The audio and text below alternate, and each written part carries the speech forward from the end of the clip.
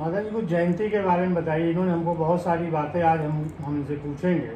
आप कुछ बचपन की इनकी शरारतें बताइए। ये शरारती नहीं थी। अच्छा। हाँ, शरारती नहीं थी। खेलना कूदना था। हाँ। लेकिन वो लिमिट में। हाँ। ये नहीं कि खाली उसी में मस्त है। अच्छा, घर में पढ़ाई लिखाई का माहौल था। हाँ। इसलिए इनका ध्यान पढ़ाई में भी था। खेलने का एक टाइम था, पार्क में जाओ खेलो। अच्छा। लेकिन मतलब जिम्मेदारी बचपन से थी। हाँ। कोई ऐसी चीज जो इनकी बचपन की आप बताना चाहती हैं? कुछ याद हो, कभी आपने मार पिटाई उटाई? नहीं मारा। हाँ। कभी नहीं। शरारत करती नहीं थी। फिर कुछ जो सिर्फ आँख से देख के समझ जाती थी कि नाराज हैं। अच्छा। अभी भी। हाँ। अभी भी जान जाती हैं कि इस समय नाराज हैं। तो आज के पेरेंट्स को बताइए कि वो कैसे बच्चों को ऐसी वातावरण दें कि आँख से देख के बच्चे समझ जाएं पेरेंट्स की। ये तो पेरेंट्स की बात है। हाँ। उनको ये समझना चाहिए, बच्चों को पहले बच्चों की पूरी स्टोरी करनी चाहिए। वो बचपन से ही अपने आप होता है, कोई कर नहीं सकता, कोई किताब तो है नहीं कि पढ़ी जाए। वो अपने आप समझते जाते हैं माँ बाप के क्या चाहता है, कैसे करता है। तो उनको जो गलत हो आसानी से समझाइए और उनको सहयोग करिए कि ये काम करो, ये सही है, ये गलत है, ये बताना बहुत जरूरी है। हम लोग बहुत सारी पेरेंटिंग पे बात करते हैं, डिबेट करते हैं, लेकिन जो असली पेरेंटिंग है वो यही है कि हमें बच्चों को बचपन से सिखाना है।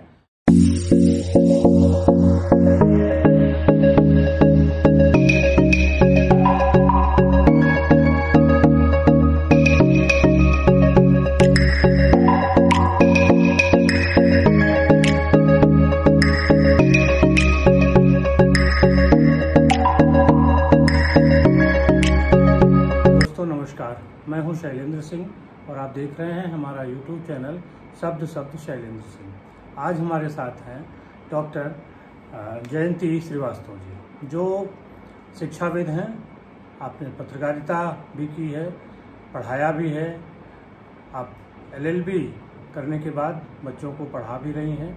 एक तरीके से पत्रकारिता और जो एडवोकेट के क्षेत्र में, शिक्षाविद के क्षेत्र में और समाज सेवा के क्षेत्र में उनका एक लंबा अनुभव है। तो हम इन अनुभवों को आपके साथ शेयर करना चाहते हैं और स्वागत करते हैं डॉक्टर जयंती जी। नमस्ते।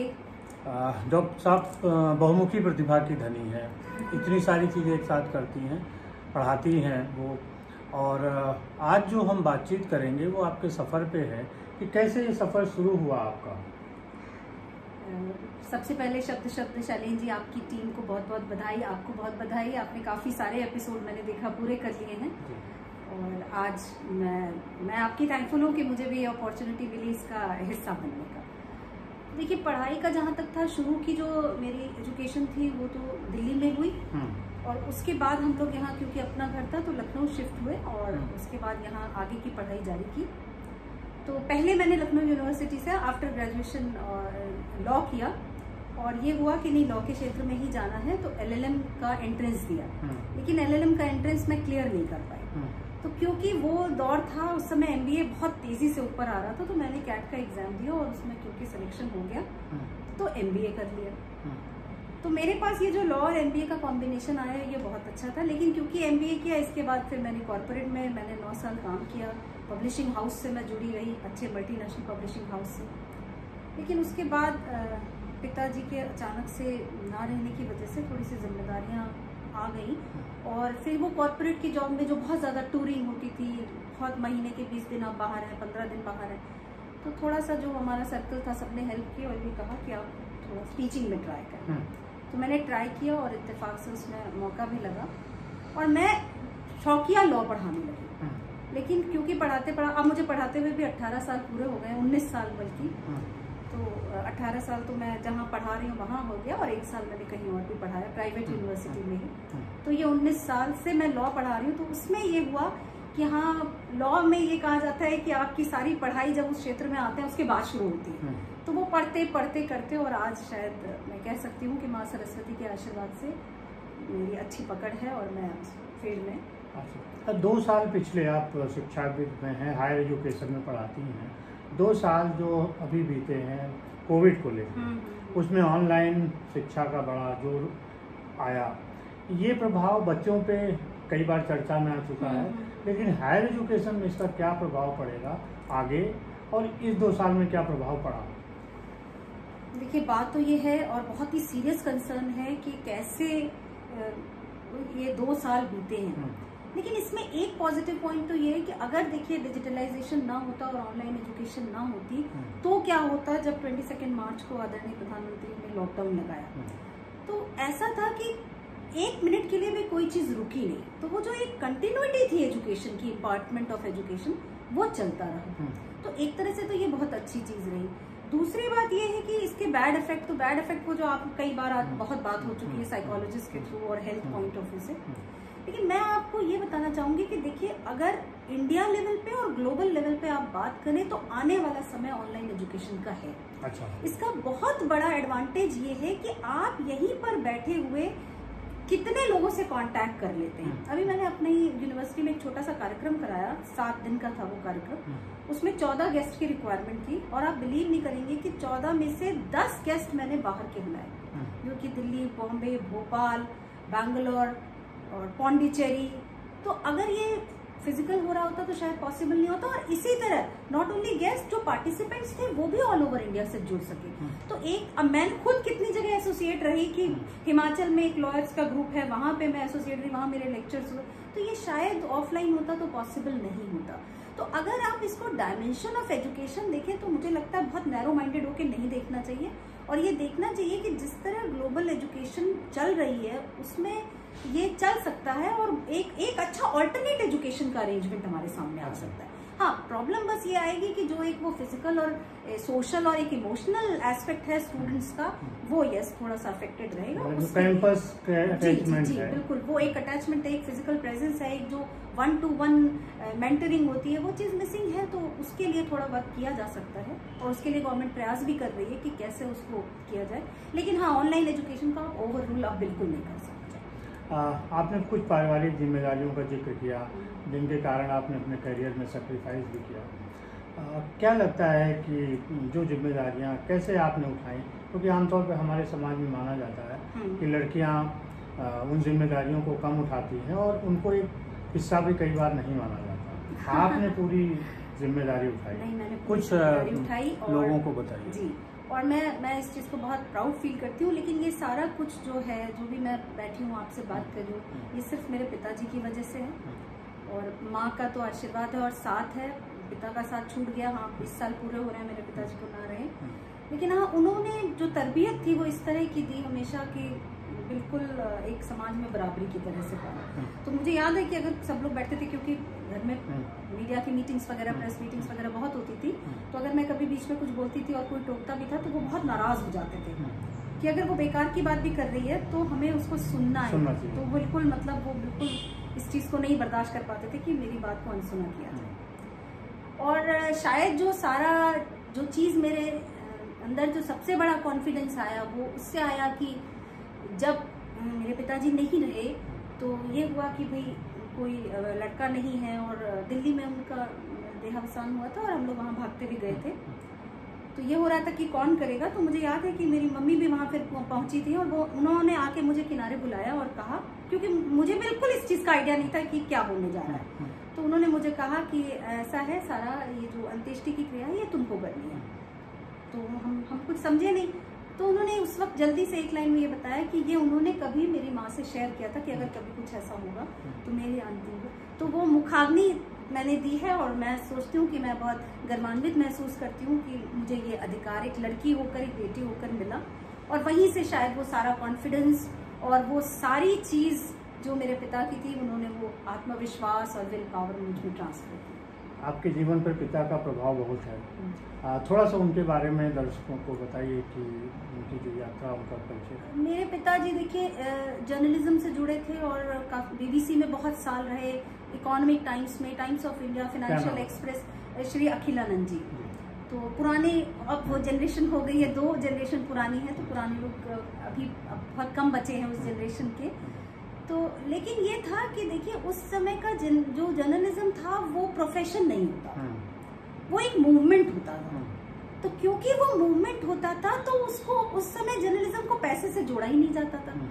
तो बात आती थी कि कैसे सर्वाइवल हो। तो उस सर्वाइवल में शैलेंद्र जी मैं बताऊं कि हम लोगों ने बहुत गरीबी देखी है, बहुत गरीबी देखी है। मतलब मैं ये कहूंगी कि थोड़ा सा रफ लैंग्वेज में बोलूं तो भौकाल बहुत देखा है, बहुत देखा है कि एक कहीं कोई प्रॉब्लम हुई तुरंत एक पापा फोन करते थे और सब चीज हो जाती थी और कोई दिक्कत कहीं नहीं आती थी।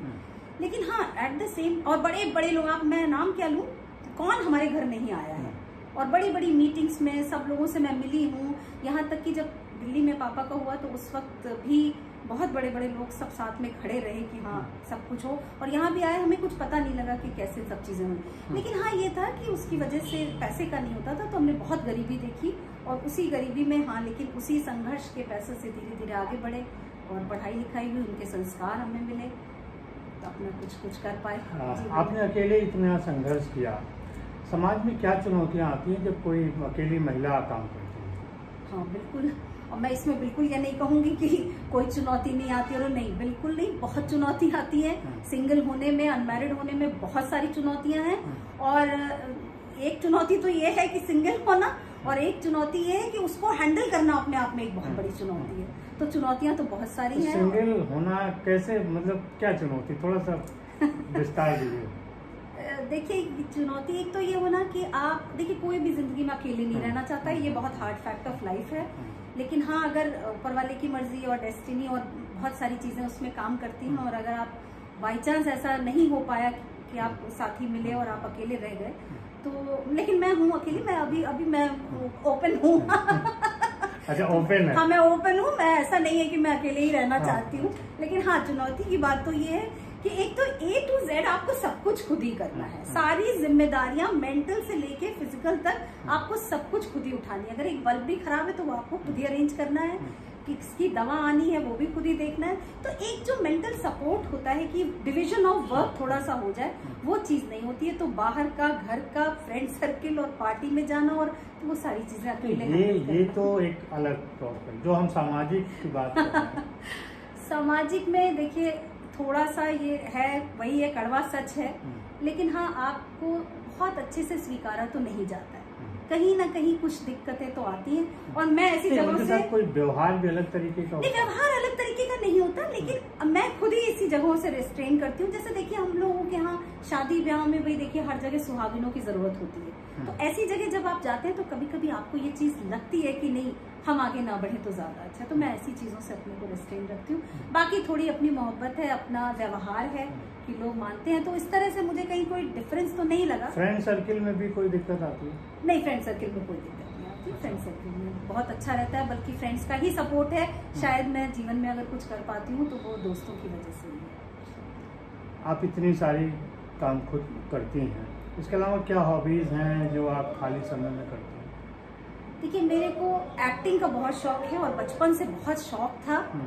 और अगर मैं ये सब ना कर रही होती तो मैं एक्टिंग के करियर में ही गई होती। लेकिन जैसा मैंने आपको बताया कि हमारे लिए पैसा बहुत जरूरी था और अपने पैर पे खड़ा होना बहुत जरूरी था, और एक्टिंग के फील्ड में तुरंत तो कमाई होती नहीं, तो इसलिए मैं वो नहीं कर पाई। लेकिन हाँ मुझे मौका जब भी मिलता है, छोटे मोटे रोल डॉक्यूमेंट्री में या कुछ स्टेज शो, अभी मैंने एक बहुत बड़ा स्टेज शो किया, उसके बाद फिर कुछ बहुत नहीं, लेकिन हाँ वो मेरा बहुत बड़ा परफॉर्मिंग आर्ट्स आप कह सकते हैं कि सिंगिंग है या डांसिंग है, ये मेरा काफी अच्छा हॉबी है। और अभी लॉकडाउन में मैंने एक नई हॉबी शुरू की है, बागवानी, तो थोड़ा बहुत काम वो उसमें भी मैं कर रही हूँ। थोड़ा सा हम फिर पीछे चलेंगे कि अगर जिस समय आपने पिता की जिम्मेदारियां निभाने का फैसला किया और आज जो 20-25 साल लगभग गुजर रहे हैं, तो उनमें अगर महिलाओं की तुलना करें तो क्या एक मजबूती आई है या कॉन्फिडेंस आया है, समाज का साथ मिला है, क्या बदलाव हुआ? बहुत बदलाव तो नहीं है। अच्छा। बहुत बदलाव नहीं है, क्योंकि आज भी अगर जब बात होती है, और ये बात कहीं पर आती है कि मैंने मुखाग्नि अपने पिता को दिए, तो अभी लोग इस चीज को बहुत अच्छे से एक्सेप्ट नहीं करते कि मतलब भाई कर सकते थे या कुछ। तो ये ऐसा मैं नहीं कहूंगी, क्योंकि कहने में कि बदलाव है और सब बराबर है, वो एक अलग चीज है। लेकिन जब वो आपके ऊपर आए और आप उसे प्रैक्टिस कर सके तो बदलाव माने ना। तो ऐसा नहीं है क्योंकि अगर आप अकेले रह रहे हैं, जनरलाइज नहीं हुआ, नहीं जनरलाइज नहीं है चीजें, और बिल्कुल ऐसा नहीं कि बहुत बदलाव आया है। जो समस्याएं पहले थी वो आज भी है। थोड़ा सा लिबरल रूप ये बदला है कि अब महिलाएं खुद आगे बढ़ गई हैं। और आप ये कहिए कि थोड़ा सा उन्होंने केयर करना छोड़ दिया है कि कौन क्या और लोग क्या कह रहे हैं कि सबसे बड़ा है रोग, क्या कहेंगे लोग। तो शायद वो चीज उन्होंने खुद छोड़ के आगे बढ़ गई, लेकिन ऐसा कोई बहुत बदलाव नहीं है। एक बदलाव नहीं, सोच में बहुत बदलाव नहीं है। थोड़ा सा अब जो है दिखावे की दुनिया ज्यादा आ गई है, तो बनावट क्योंकि ज्यादा आ गई है इसलिए आपको वो चीजें दिखने लगती है। लेकिन हाँ, एक चीज ये है कि फाइनेंशियल डिपेंडेंस तो आई है। लेडीज ने खुद काम करना शुरू किया है, चाहे वो छोटा मोटा एंटरप्रेन्योर बन गई हैं, प्रोफेशनल हो गई हैं, तो फाइनेंशियल इंडिपेंडेंस आई है, वो चीज तो है। सफलता की बात होती है जब भी आप किसी मुकाम पे पहुंचते हैं, सोचते हैं कि हम कितना सफल हैं। क्या परिभाषा है सफलता की? मेरे लिए सफलता की परिभाषा बड़ी अलग है, हो सकता है आपके दर्शकों को पसंद ना आए। मेरी सफलता की परिभाषा ये है कि दूसरे की नजरों से तो मैं अपने को नहीं देखूं, क्योंकि दूसरे की नजरों में सफल होना या असफल होना वो बहुत बड़ा गैप है उसके बीच में। अपनी नजरों में आपको सफल होना है, वो कैसे कि आपने अपने लिए जो मुकाम सेट किया, जो मयार सेट किया, क्या आप उस तक पहुंच पाए, और उस तक पहुंचने में जो आपने मेथड लगाया, जो रास्ता चुना, क्या आपने उस पर कॉम्प्रोमाइज किया। तो अगर आपने उसमें कॉम्प्रोमाइज नहीं किया और आपने जो सेट किया, और ऐसा नहीं है कि बहुत बड़े बड़े गोल्स, छोटे छोटे गोल्स, 1 साल के गोल, 2 साल के गोल, अगर आप उसे अचीव करते जाते हैं और आपको अपने दिल में कहीं लगता है कि मैंने बिना कॉम्प्रोमाइज किए अपनी जिंदगी जी है और अपने मुकाम को हासिल किया, तब आप सफल। कुछ और जो आप जिंदगी में अपने आगे लक्ष्य तय किए हों? मैंने 2016 में एक साइकिलिंग ग्रुप बनाया, क्योंकि थोड़ा सा साइकिलिंग का शौक था और कुछ लोगों ने मोटिवेट किया, तो उसमें हमारे 35-40 लोग हैं। तो हम लोग 2016 से साइकिल चलाते हैं और रेडियो मिर्ची वालों ने भी एक बार कवर किया था हम लोगों को। तो संडे हमारा प्रोग्राम रहता है, सुबह 1.5 से 2 घंटे का। हम लोग सब लोग मिलते हैं ग्रुप में और साइकिल चलाते हैं, और वो एक नई एनर्जी देता है, एक नई ऊर्जा देता है, नया साथ देता है, एक नई तरीके की दोस्ती उसमें बन रही है। तो मैं ये आपके शब्द शैलेंद्र के माध्यम से ये भी कहूंगी कि आप लोग भी साइकिल चलाएं, सब लोग साइकिल चलाएं और थोड़ा फिटनेस पे ध्यान दें, क्योंकि ये बहुत ही मजेदार एक्सरसाइज है। जर्नलिज्म को लेके आगे कुछ है कि मौका मिला तो कुछ करेंगे? जर्नलिज्म में मौका मिला तो शायद मैं बिल्कुल तुरंत करने को तैयार हूँ, लेकिन मौका मिले तो मौका मिलने की बात है। लेकिन हाँ, ये तो देखिए खून में सेमिनार्स वगैरह भी आपने किए? हाँ, नहीं मैंने किए, क्योंकि वो पिताजी की पहली जो पुण्यतिथि थी उसमें किया था, काफी भारी सेमिनार किया था, 200-250 लोग आए थे और 10 साल पूरे हुए थे। उसमें भी मैंने जर्नलिज्म को ही डेडिकेट करते वो उनको श्रद्धांजलि के रूप में किया था। लेकिन हाँ, अगर मुझे मौका लगेगा, क्योंकि मेरे खून में है और उससे हम बड़े हुए हैं उस चीज से, तो वो उसमें मुझे कोई हिचक नहीं, उसको मैं कभी भी अडॉप्ट कर सकती हूँ। चलते चलते और कोई जो बात रह गई हो? नहीं, बातें शायद सारी हो गई हैं, और मैं आप लोगों से बल्कि ये कहना चाहूंगी कि इस तरह के प्रोग्राम जो आप बना रहे हैं छोटे छोटे, ये आप लोग समाज में बहुत कंट्रीब्यूट कर रहे हैं, क्योंकि ये जो सोशल मीडिया का माध्यम है, इससे सबसे जुड़ना, सबसे बात करना, तो ये पत्रकारिता के क्षेत्र में आप जो कर रहे हैं, तो ये कोई किसी गेन के लिए नहीं है, लेकिन ये भी एक समाज सेवा है, और इसके लिए मेरी आपको बहुत बहुत शुभकामनाएं हैं कि इसको आप कंटिन्यू करें, और इसके और भी बहुत से रूप बदल सकते हैं, बहुत से लोग आपके साथ जुड़ सकते हैं, और जरूर इसमें समाज को जो हम लोगों ने लिया है, अब कहीं शायद वापस देने का वक्त भी आ गया है। बहुत शुक्रिया, आपने तारीफ की। और साथियों, ये थी जयंती जी के साथ हमारी बातचीत। उनके विचार आपने सुने, सामाजिक क्रांति भी है उनके विचारों में, और एक जिम्मेदारी का एहसास भी है। आपको कैसी लगी जरूर बताइएगा। साथ ही साथ हमारे चैनल को लाइक और सब्सक्राइब भी करते रहिए, जिससे हम आपको हर बार किसी नए मेहमान से मिलवाते रहें और कुछ नई जानकारियाँ आप तक पहुँचाते रहें। बहुत शुक्रिया जयंती जी आपका, और सभी साथियों आपका भी बहुत बहुत शुक्रिया।